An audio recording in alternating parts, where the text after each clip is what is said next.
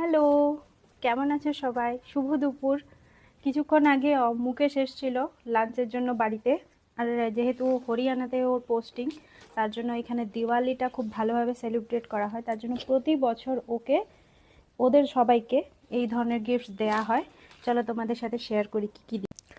ফার্স্টেই যেটা নিয়েছি, এটা হচ্ছে একটা ড্রাই ফ্রুটসের প্যাকেট। প্যাকেজিংটা আমার খুব ভালো লেগেছে। হ্যাঁ, এটার মধ্যে এই যে 4টে ধরনের ড্রাই ফ্রুটসের প্যাকেট রয়েছে, যেটা খুলে আমি একটা প্যাকেট তোমাদের বের করে দেখাচ্ছি যে জিনিসটা মানে কতটা দিয়েছে কোয়ান্টিটিতে। এই যে একটা আমন্ডের প্যাকেট দিয়েছে, বাকিগুলো এই ধরনেরই হচ্ছে। নেক্সট যেটা দিয়েছে সেটা হচ্ছে এই রসগোল্লাটা। এটা মোস্টলি মানে টিনেরই ক্যানেই থাকে এটা।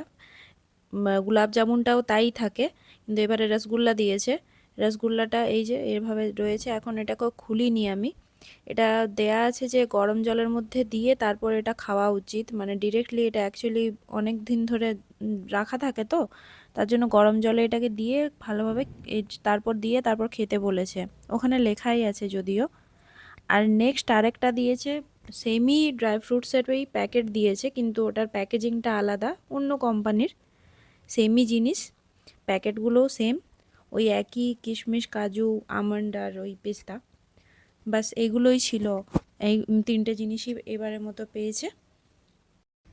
প্রতি বছর চালেরও একটা করে প্যাকেট দেয়া হয়, বাট এবছর দেয়নি দেখলাম। এই পেস্তারই 2টো প্যাকেট দিয়েছে। ওদের প্রতিটা স্টাফকে এটা দেয়া হয় অফিসের তরফ থেকে।